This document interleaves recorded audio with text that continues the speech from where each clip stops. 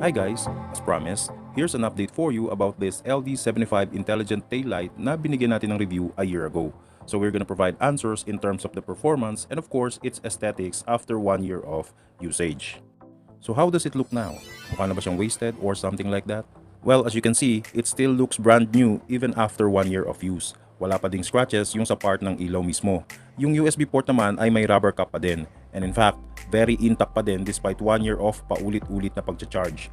At yung socket mismo ay wala pa ding kalawang which indicates na hindi talaga pinapasok ng tubig. Well, obviously, it is because of the two layers of protection. One is yung main mounting mechanism and the second is this rubber cap nga that seals the entire port.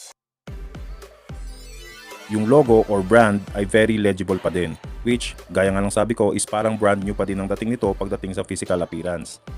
Usually, ang mga blinkers, ang unang nasisira dyan ay yung mounting mechanisms, lalo na kapag rubber or silicone na hinihigpitan every single time. Though yung ibang made of plastic ay madali din masira, this one is still intact.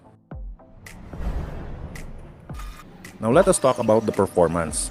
Let's start with the power button. Okay na okay pa din naman, which means very responsive pa din siya whether turning it on and off or when selecting the preferred mode. 6 ang modes nito, so ang daming pindot just to get to your desired mode. So far, hindi pa naman siya loose. Not even one bit.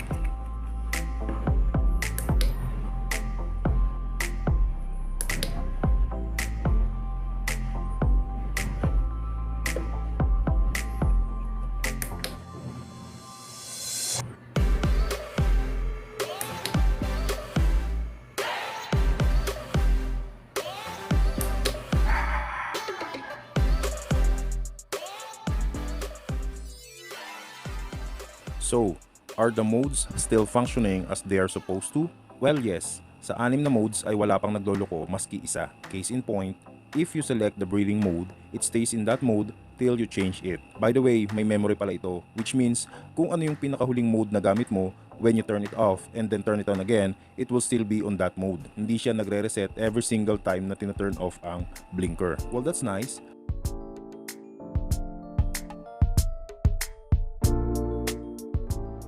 Now, the most important question is, how is the main feature working so far? Pero teka, ano ba ang main feature nito in the first place? Yan ay walang iba kundi ang automatic feature. 3 features actually yan. Una ay yung brake sensing feature. Pag nagpreno ka, magha-high beam ang ilaw parang sa mga kotse. Then, pag go na ulit, magre-resume yung blinking except for the manual mode. Pangalawa ay yung vibration sensing.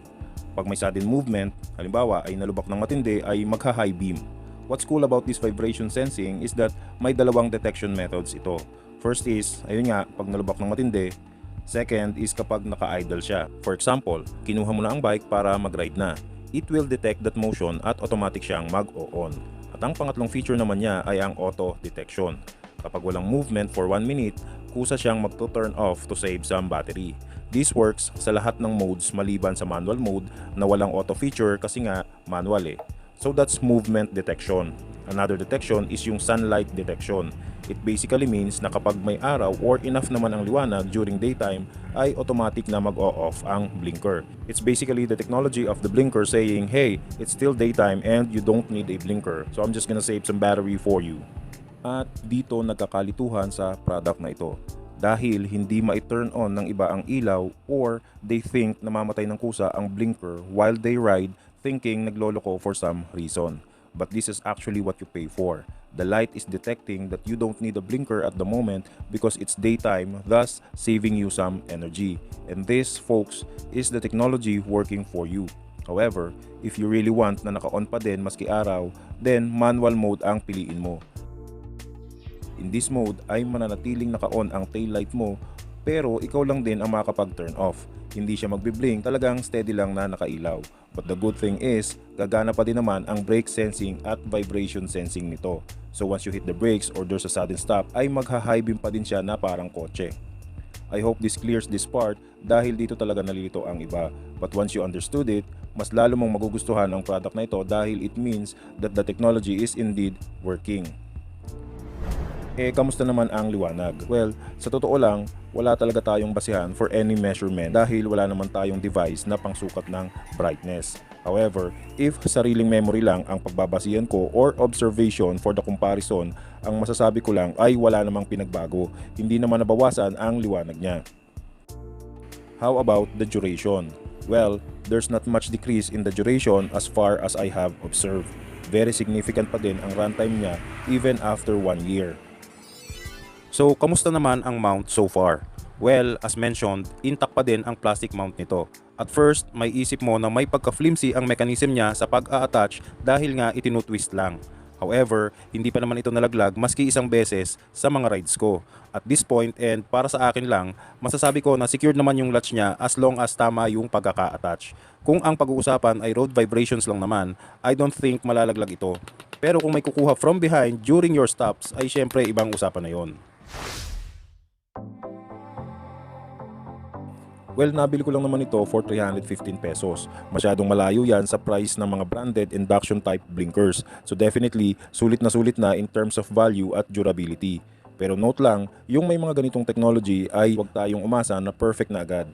Wireless ito at nagre-rely lang sa sarili niyang detection methods, which means pwede talagang magkaroon ng early or late responses. But then again, considering yung price nito dun sa value na naibigay niya na for 1 year, ay masasabi kong sulit na sulit yung kakabili.